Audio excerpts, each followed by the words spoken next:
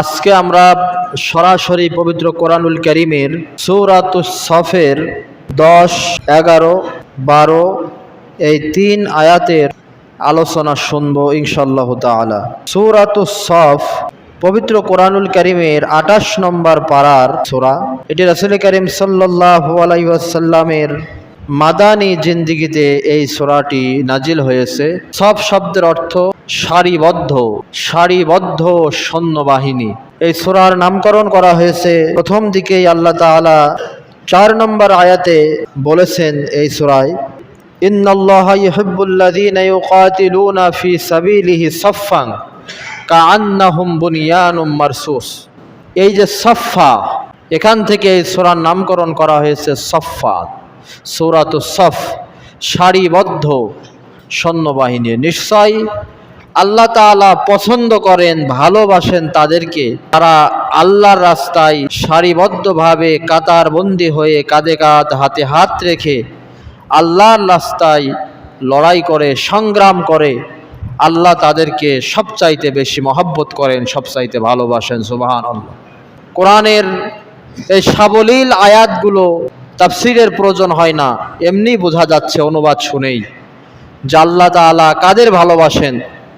আল্লাহর ভালোবাসার সেই কাতারে আমরা শামিল হতে পেরেছি কিনা। সংগ্রাম, লড়াই দুই রকম হবে। অন্য সূরায় আল্লাহ তাআলা বলেছেন, আল্লাযীনা আমানু ইউকাতিলুনা ফি সাবিলিল্লাহ, যারা ঈমানদার তাদের লড়াইটা হবে আল্লাহর রাস্তায়।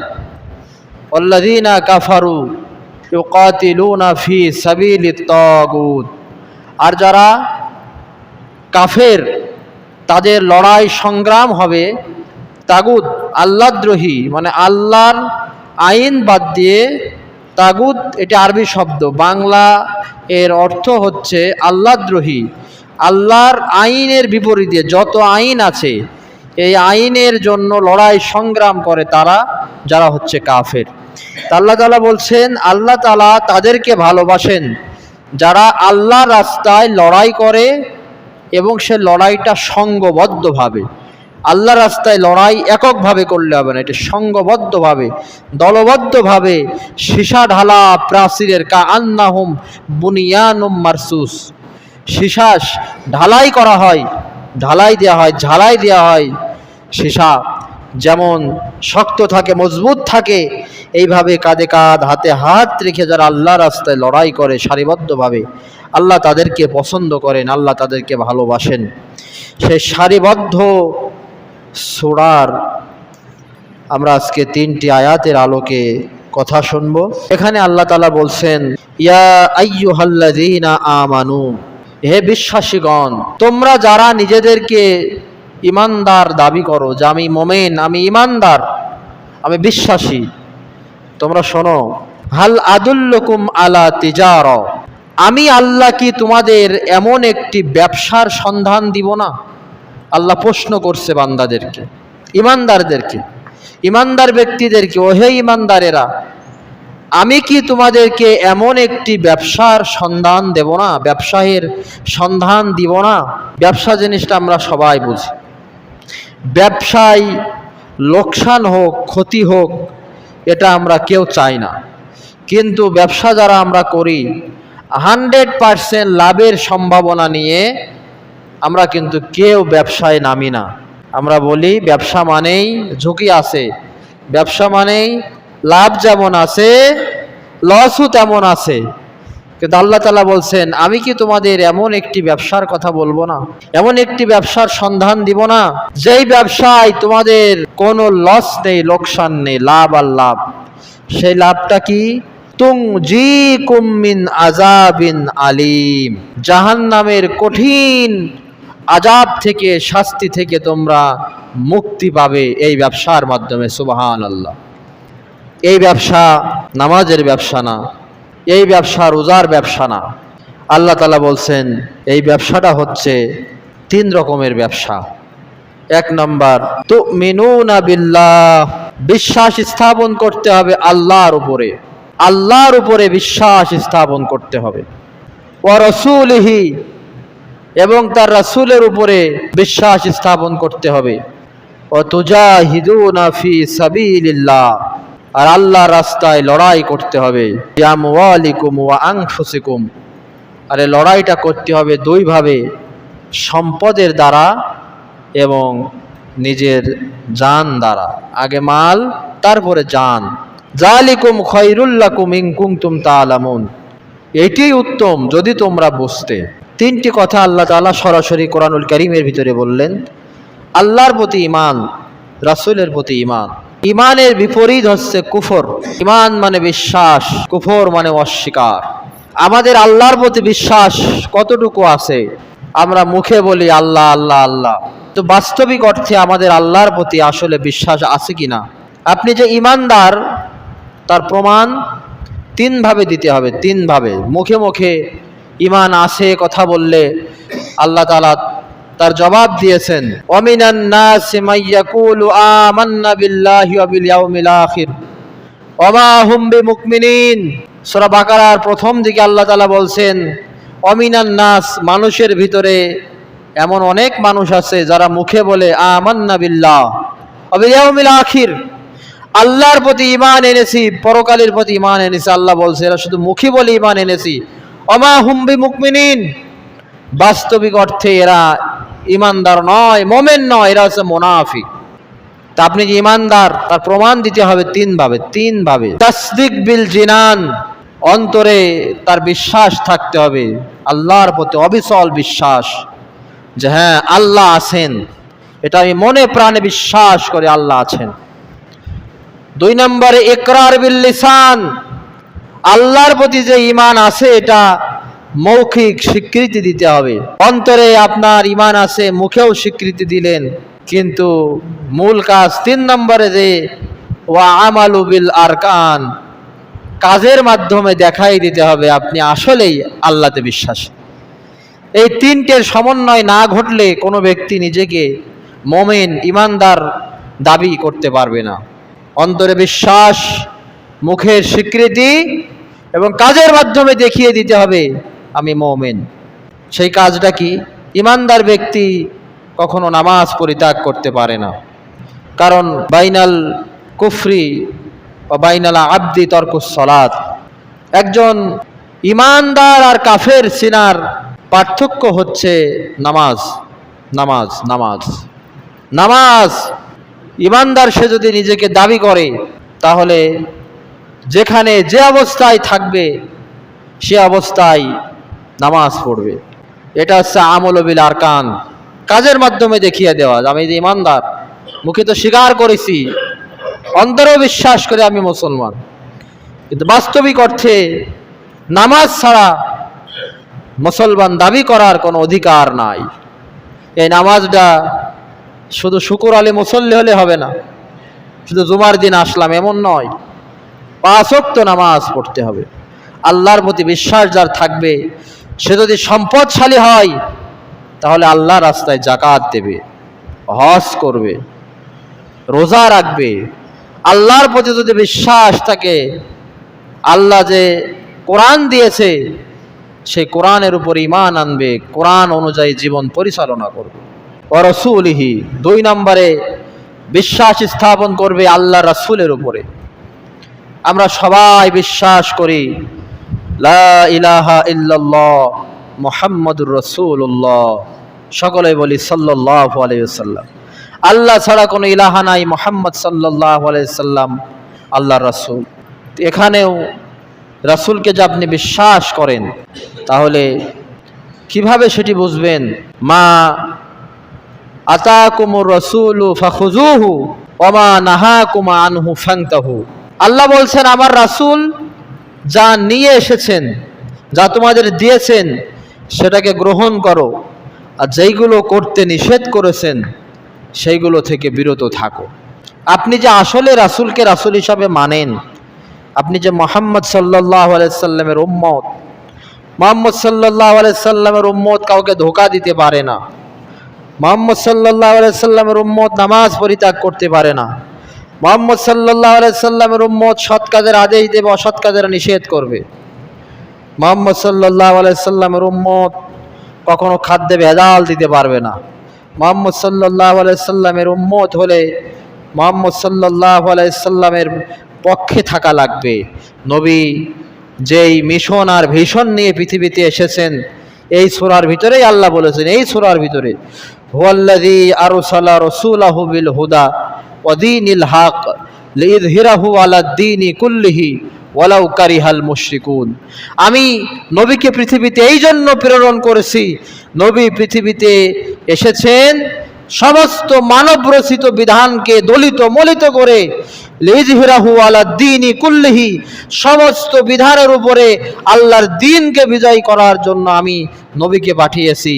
যদি মুহাম্মদ সাল্লাল্লাহু আলাইহি সাল্লামের উম্মত দাবিদার হন আপনি, রাসূলের দ্বীন যেখানে যেখানে ভুলণ্ডিত, রাসূলের দ্বীন যেখানে যেখানে অবহেলিত, রাসূলের দ্বীন যেখানে যেখানে আপনার অপমানিত, সেখানে রাসূলের আনিত ইসলাম নামক জীবন ব্যবস্থা আল্লাহ প্রদত্ত, সেই জীবন ব্যবস্থা প্রতিষ্ঠিত করার জন্য আপনার কাজ করতে হবে, যদি আপনি মুহাম্মদ সাল্লামের উম্মত হয়ে থাকেন। তার ব্যবসা আল্লাহ বললেন 3 রকমের ব্যবসা করলে কি কি লাভ, তারপরে আল্লাহ তাআলা বলছেন 1 নম্বরে আল্লাহর প্রতি ঈমান, 2 নম্বরে রাসূলের প্রতি ঈমান, 3 নম্বরে ওয়াতুজাহিদুনা ফি সাবিলিল্লাহ, আল্লাহর রাস্তায় লড়াই, জিহাদ, যেটাকে বলা হয়েছে জিহাদ, বিআমওয়ালিকুম ওয়া আনফুসিকুম, মাল দ্বারা এবং জান দ্বারা। আগে মালের কথা বলা হয়েছে, তারপরে জানের কথা বলা হয়েছে। আমাদের দেশে বিগত সময়গুলোতে জিহাদ শব্দটা বলাই যেত না, জিহাদকে জঙ্গিবাদের সাথে তুলনা করেছে, অথচ জিহাদ আর জঙ্গি আকাশ আর পাতাল পার্থক্য। আমরা আবার অনেকেই মনে করি জিহাদ মানে যুদ্ধ, জিহাদের বাংলা অর্থ যুদ্ধও নাই, এটা আমরা ভুল বুঝি। আরবিতে হারবুন মানে যুদ্ধ, হারবুন, আর জিহাদের বাংলা অর্থ প্রাণান্তকর চেষ্টা, প্রচেষ্টা করা।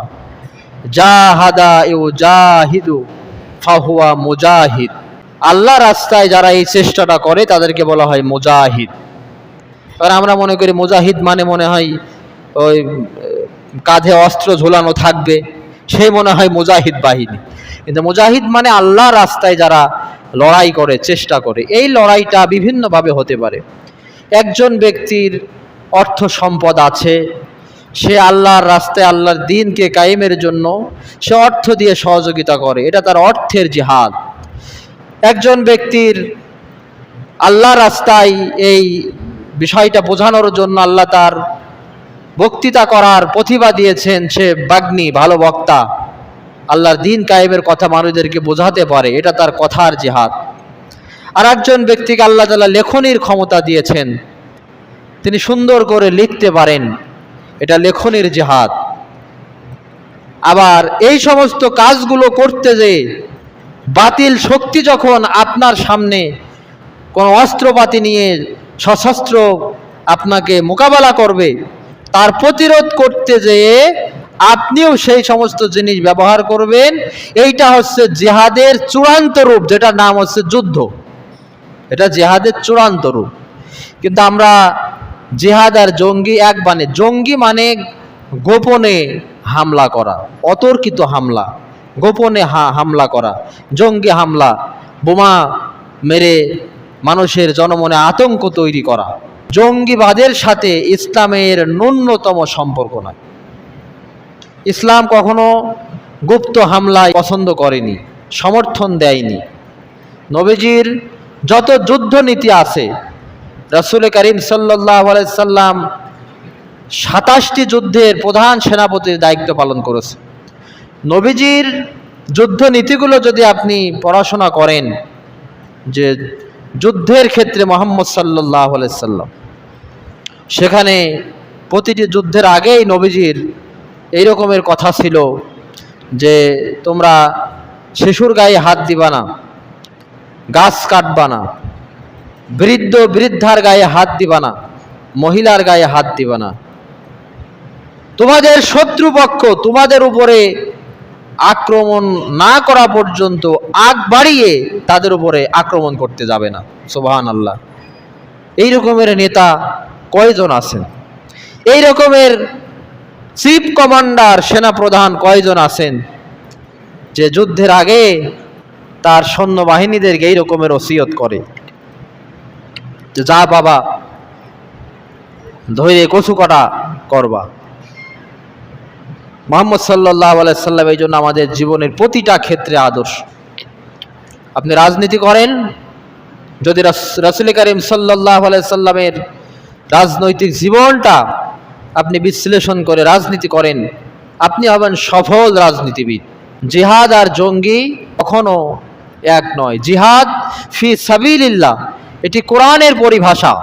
এই পরিভাষার বিরুদ্ধে যারা কথা বলবে এবং সরাসরি কোরআনের উপরে তারা, কোরআনের একটি বিধানের উপরে, ইসলামের একটি পরিভাষার উপরে তারা আঘাত আনছে। তা আল্লাহ তাআলা ইমানদার ব্যক্তিদেরকে ব্যবসার সন্ধান দিয়ে বলছেন, তোমাদেরকে কি আমি এমন একটি ব্যবসার সন্ধান দিব না যে ব্যবসার মাধ্যমে তোমরা জাহান্নামের আগুন থেকে মুক্তি পাবে। আল্লাহর প্রতি ঈমান, পরকালের উপরে ঈমান এবং আল্লাহর রাস্তায় মাল দিয়ে, জান দিয়ে লড়াই, এই কাজগুলো যদি তোমরা করতে পারো তাহলে কি হবে? আল্লাহ তাআলা তারপরে বলছেন, ইয়াগফির লাকুম যুনুবাকুম, আমি আল্লাহ তাআলা তোমাদের জীবনের সমস্ত গুনাহ খাতা মাফ করে দেব। সুবহানাল্লাহ। এর চাইতে বড় সুসংবাদ আর কি হতে পারে? ওয়াইদখিলুকুম জান্নাতিন, এমন একটি জান্নাতে তোমাদের প্রবেশ করাবো, তাজরি মিন তাহতিহাল আনহার, যার তলদেশে পাদদেশে নহর প্রবাহিত রয়েছে। ওয়া মাসাকিনা তাইয়্যিবাতান ফি জান্নাতি আদ, এবং স্থায়ী জান্নাতের উত্তম মাসাকিনা তাইয়্যিবাত, উত্তম বাসগৃহে তোমাদেরকে ঢোকানো হবে। যালিকাল ফাউজুল আজিম, এর চাইতে উত্তম সাফল্য আর কি হতে পারে? পাশাপাশি আল্লাহ তাআলা আরো সুসংবাদ দিচ্ছে, এইগুলো তো পাবাই মৃত্যুর পরে, কিন্তু যদি তোমরা আমার প্রতি ঈমান আনতে পারো, রাসূলের প্রতি ঈমান আনতে পারো, আর এই আল্লাহর উপরে অবিচল আস্থা রেখে, নবীর উপরে অবিচল আস্থা বিশ্বাস রেখে যদি বাস্তব ময়দানে আল্লাহর রাস্তায় মাল আর জান দিয়ে লড়াই করো, জিহাদ করো, সংগ্রাম করো, মৃত্যুর পরে তো এগুলো আছেই। দুনিয়াতে কি হবে শোনো, দুনিয়াতে আল্লাহ তাআলা বলছেন, উখরা তুহিব্বুনাহা নাসরুম মিনাল্লাহি ওয়া ফাতহুন করিব, আমার পক্ষ থেকে তোমাদের জন্য এই যে দিন কায়েমের জন্য কাজ করছো, যদি ঈমান রেখে কাজ করতে পারো তাহলে আমার পক্ষ থেকে তোমাদের জন্য রয়েছে সাহায্য। ওয়া ফাতহুন করিব, আর খুব অল্প সময়ের ভিতরেই তোমরা বিজয় অর্জন করবে। সুবহানাল্লাহ। এই জন্য আল্লাহর প্রতি ঈমান আনতে হবে, অবিচল বিশ্বাস রাখতে হবে, রাসূলের প্রতি অবিচল বিশ্বাস রাখতে হবে, আল্লাহ রাস্তায় লড়ে যেতে হবে। কোরআনুল কারীমে আল্লাহ তাআলা ঈমানদার ব্যক্তিদেরকে উৎসাহিত করেছেন, যদি তোমরা ধৈর্যশীল হও, ঈমানদার হও, সংখ্যায় যদি 20 জন হও, আমি আল্লাহ তাআলা তোমাদেরকে 200 জনের উপরে বিজয় দান করব। সুবহানাল্লাহ। তার মানে 10 জন কাফেরের বিপরীতে একজন ঈমানদার ব্যক্তি যথেষ্ট হয়ে যাবে। সুবহানাল্লাহ। তার বাস্তব নমুনা যুদ্ধের মাঠে দেখা গিয়েছে, যায় নাই? 313 জন নিরস্ত্র সাহাবীদেরকে আল্লাহ তাআলা 1000-এর বিশাল অস্ত্রে সজ্জিত বিশাল বাহিনীর উপরে আল্লাহ তাআলা বিজয় দান করেছে। 3000-এর বিশাল অস্ত্র সজ্জিত কাফের বাহিনীর উপরে 700 জন নিরস্ত্র সাহাবীদেরকে আল্লাহ তাআলা বিজয় দান করেছে। সংখ্যায় অনেক নিরস্ত্র ছাত্র সমাজকে আল্লাহ তাআলা বিরাট বিপ্লব ঘটিয়েছে, যেটা আমরা আমাদের দেশেও লক্ষ্য করেছি। এত সংখ্যা রাজধানীতে কিভাবে গেল? মানুষ এইগুলো নিয়ে লেখালেখি করেছে। নাসরুম মিনাল্লাহ, আল্লাহর সাহায্য সেই দিন নাজিল হয়েছিল। তাছাড়া মুহূর্তের ভিতরে এক ডাকে ঢাকার মতো একটি জায়গা অলিতে গলিতে মানুষে ভর্তি হয়ে গেল। এজন্য গাইবে মদতে আল্লাহ রহমতের ফেরেশতা দিয়ে ঢাকাকে কানায় কানায় পূর্ণ করে বাতিল শক্তির ভিতরে ভয় ঢুকিয়ে দেওয়া হয়েছিল। এটি ছিল আল্লাহর পক্ষ থেকে একটা সাহায্য, আল্লাহর পক্ষ থেকে বিজয়। সুতরাং আসুন আল্লাহর প্রতি অবিচল ঈমান, রাসূলের প্রতি বিশ্বাস স্থাপন নিয়ে যদি আল্লাহর রাস্তায় আমরা লড়ে যাই, চেষ্টা করে যাই, তাহলে আমাদের বিজয়, আমাদের সংগ্রাম অতি সন্নিকটে। আল্লাহ যে বলেছেন নাসরুম মিনাল্লাহি ওয়া ফাতহুন করিব, আল্লাহ সাহায্য এবং বিজয় তোমাদের সন্নিকটে আসবে। আল্লাহ তাআলা আমাদের সকলকে সেই রকমের ঈমানি জজবা আমাদের ভিতরে পয়দা করার তৌফিক দিক। আল্লাহ তাআলা যাতে আমাদের ঈমানটাকে সেই রকমের নূরে নূরান্বিত করে, আলোকিত করে। সকলেই বলে আমিন। ওমা তৌফিকি ইল্লা বিল্লাহ, আলাইহি তাওয়াক্কালতু ওয়া ইলাইহি উনীব। ওয়া আখিরু দাওয়ানা আনিল হামদুলিল্লাহি রাব্বিল আলামিন।